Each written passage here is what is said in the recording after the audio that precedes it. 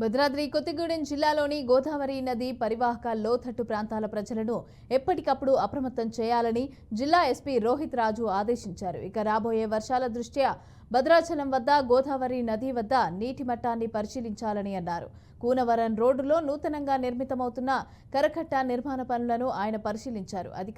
అధికంగా వర్షాలు పడి వరదలు సంభవిస్తే ఇతర శాఖల అధికారులతో సమన్వయం పాటించి ముందస్తు జాగ్రత్తలు తీసుకోవాలని అన్నారు.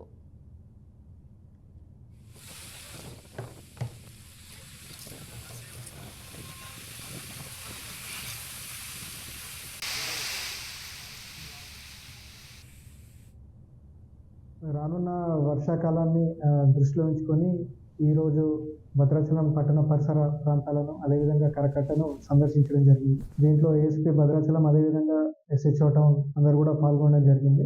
బేసికల్గా మనకు ఏవైతే ముంపు ప్రాంతాలు ఉన్నాయో వాటిని ఐడెంటిఫై చేయడం జరిగింది. లాస్ట్ మనకు 2022లో వచ్చిన వరదలు అదేవిధంగా ఈసారి వస్తే ఎలాంటి ప్రణాళిక సిద్ధం చేసుకున్నామో అది కూడా అధికారులకు వివరించడం జరిగింది. భద్రాద్రి కొత్తగూడెం జిల్లా పోలీస్ తరఫు నుంచి కూడా ప్రత్యేకంగా కూడా డిస్ట్రిక్ట్ డిజాస్టర్ రెస్క్యూ టీమ్స్ అనేది కూడా ఫామ్ చేయడం జరిగింది. దీనికి సరిపడా కూడా ఎక్విప్మెంట్ బోట్స్ కానివ్వండి, లైఫ్ బాయ్స్ కానివ్వండి, ఇవన్నీ కూడా అరేంజ్ చేయడం జరుగుతుంది.